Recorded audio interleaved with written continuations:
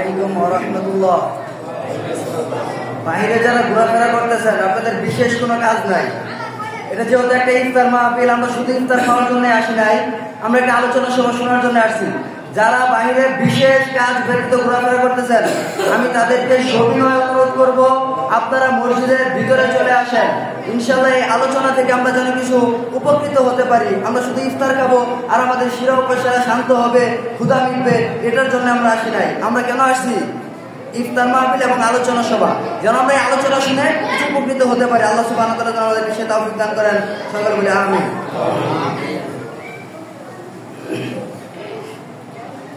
আলহামদুলিল্লাহ ওয়াহদা والصلاة والسلام على من لا نبي بعده وعلى آله وأصحابه أجمعين ومن تبعهم بإحسان إلى يوم الدين।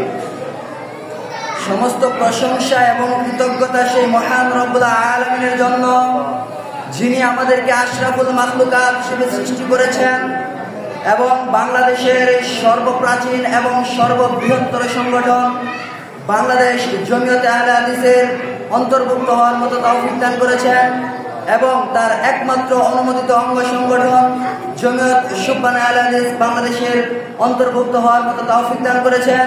এবং আজকে এই রমাদান মাসে আমাদেরকে একটি আলোচনা সভা এবং ইফতার মাহফিলে আসার এবং বসার মতো তৌফিক দান করেছেন।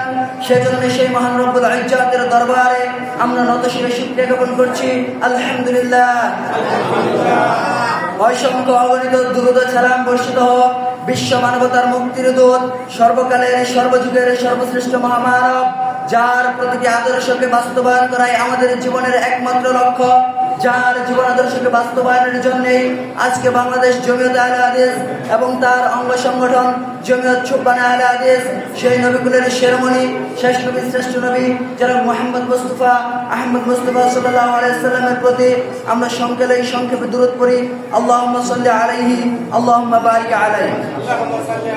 আজকের এই ইফতার মাহফিল ও আলোচনা সভার সম্মানিত সভাপতি মহোদয়, সম্মানিত প্রধান অতিথি এবং আজকের এই মাহফিলের পরিচালক এবং জামালপুর জেলা জমিয়তে আহলে হাদিসের সর্বস্তরের নেতৃবৃন্দ এবং জমিয়ত সুবহান আহলে হাদিস বাংলাদেশ জামালপুর জেলা শাখার সকল স্তরের নেতৃবৃন্দ সহ আমার সামনে উপবিষ্ট ইসলাম পিপাসু, জ্ঞান পিপাসু, দিনদার, তাওহীদ প্রিয় মুসলিম ভ্রাতৃবৃন্দ, সকলকে আমি জমিয়ত সুবহান আহলে হাদিস বাংলাদেশের পক্ষ থেকে আন্তরিক শুভেচ্ছা এবং অভিনন্দন জানাচ্ছি।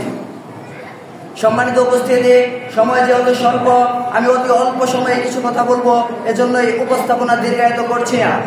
সম্মানিত উপস্থিতি, আমরা অবগত আছি আমরা মাহে রমজান মাস, এটি হচ্ছে সর্বশ্রেষ্ঠ মাস, ঠিক কিনা? আরবি 12টি মাসের মধ্যে সর্বশ্রেষ্ঠ মাসের নাম হচ্ছে রমাদান মাস। আর এই রমজান মাসের মধ্যে সর্বশ্রেষ্ঠ 10টি দিন রয়েছে, সেই 10টি দিন হচ্ছে এই শেষ 10 দিন। এই শেষ 10 দিনকে রমজান মাসের সারাংশ বলা যায়, এই শেষ 10 দিনকে রমজান মাসের মগজ বলা যায়। আপনার দেহের ভিতরে আপনার মস্তক যেমন সবচেয়ে গুরুত্বপূর্ণ, এই শেষ 10 দিন হচ্ছে সবচেয়ে গুরুত্বপূর্ণ। এজন্য বিশ্বনবী সাল্লাল্লাহু আলাইহি সাল্লাম এই শেষ 10কে বেশি বেশি নিজে ইবাদত করতেন এবং তার পরিবারের লোকজনদেরকে বেশি বেশি ইবাদত করার জন্য উদ্বুদ্ধ করতেন। যদি আপনি খুলে দেখেন সহিহুল বুখারী 2024 নং হাদিস, আয়েশা রাদিয়াল্লাহু আনহা থেকে বর্ণিত, তিনি বলেন, যখন এই শেষ দশক আসতো, ইযা দাখালা আশরুল আহিয়াল লাইল, যখন এই শেষ দশকে প্রবেশ করতেন, তখন বিশ্বনবী সাল্লাল্লাহু আলাইহি সাল্লাম নিজে বেশি বেশি রাত্রি জাগরণ করতেন এবং তার পরিবার পরিজনদেরকে বেশি বেশি রাত্রি জাগরণ করার, রাত্রিতে বেশি বেশি ইবাদত করার জন্য উদ্বুদ্ধ করতেন। সম্মানিত উপস্থিতি, তাহলে আমাকে বেশি ইবাদত করতে হবে, আমার পরিবারের লোকজনদেরকে বেশি ইবাদত করতে হবে। আপনি একাই ইবাদত করে একাই জান্নাতে চলে যাবেন, এটির সুযোগ ইসলামে দেওয়া হয় নাই। আপনার নিজেকে জান্নাতে যেতে হবে, আপনার পরিবারকে জান্নাতে নিয়ে যেতে হবে। এর জন্য আপনাকে ইবাদত করতে হবে, আপনার পরিবারকে ইবাদতের জন্য উদ্বুদ্ধ করতে হবে। মহান আল্লাহ সুবহানাহু ওয়া তাআলা সূরা তাহরিমের 6 নং আয়াতে বলতেছেন, ইয়া আইয়ুহাল্লাযীনা আমানু, হে ঈমানদারগণ, তোমরা যারা নিজেদেরকে ঈমানদার দাবি করো, ও আনফুসাকুম ওয়া আহলিকুম নার, তোমরা নিজেরা জাহান্নামের আগুন থেকে বাঁচো এবং তোমাদের পরিবারকে জাহান্নামের আগুন থেকে বাঁচাও। আপনি একাই বেঁচে যাবেন এটার সুযোগ নাই, আপনার পরিবারকে জাহান্নামের আগুন থেকে বাঁচাইতে হবে। আপনি বাংলাদেশ জমিয়তে আহলে হাদিসের সদস্য, আপনি ওই জান্নাতে চলে যাবেন।